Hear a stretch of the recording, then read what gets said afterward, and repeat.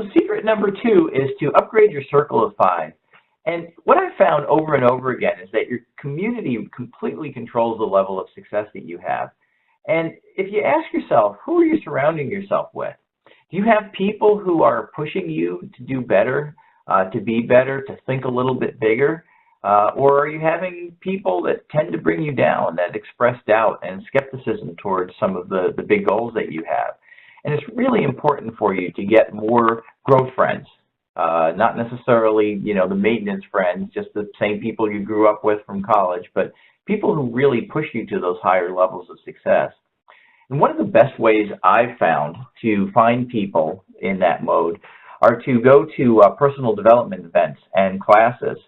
Those are the areas where people are trying to better themselves, and generally speaking, to even be able to go to one of those things, to take time out from their busy lives, they have to have a level of accomplishment that gets them into that room, plus they're in the right mindset. So I've had some really amazing connections in that area. The other place has been really helpful is in volunteer organizations. If I find something that I really care about and volunteer in that, typically the people who are volunteers, again, they have the level of success where they can do that. They can take their time away from their days to contribute at that level. And they're also giving, caring people. They're the kind of people that most likely you'll want to be around. And I've certainly seen that all the high performers that I've worked with, they are very, very intentional about who they have as business partners and as friends.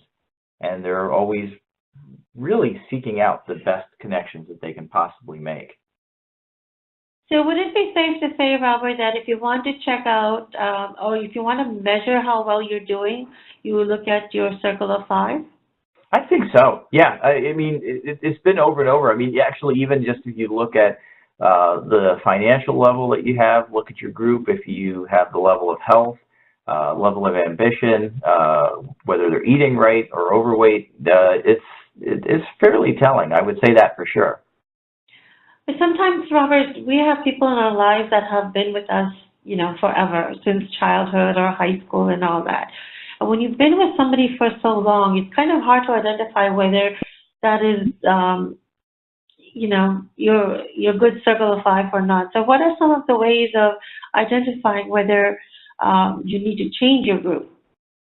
I think the one thing is, are they where you want to be in the future? Are they living the life already that you want to be? And really the aspirational part of it, which may not be where you are today. And if you don't have some aspirational friends who are at a level above really where you are, then you have to take a look at it. One of the things that you've heard a lot is you don't necessarily want to be the smartest person in the room all the time. So that's definitely one way to look at it. And understand, I'm not talking about ditching friends that you've had since you were in school.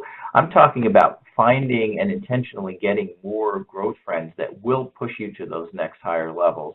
And you can still hang around with the people that you've known and loved for a long time, but probably giving them a little bit less attention and a little less time, and then intentionally finding those people who are pushing you and giving them a little bit more attention and a little bit more time. So would you say one way to navigate is to see how you feel around them, whether they give you energy or whether they drain your energy? Yeah, absolutely. That's definitely a great way to tell. And again, that's being very intentional. You're starting to notice the things that are going on in your life.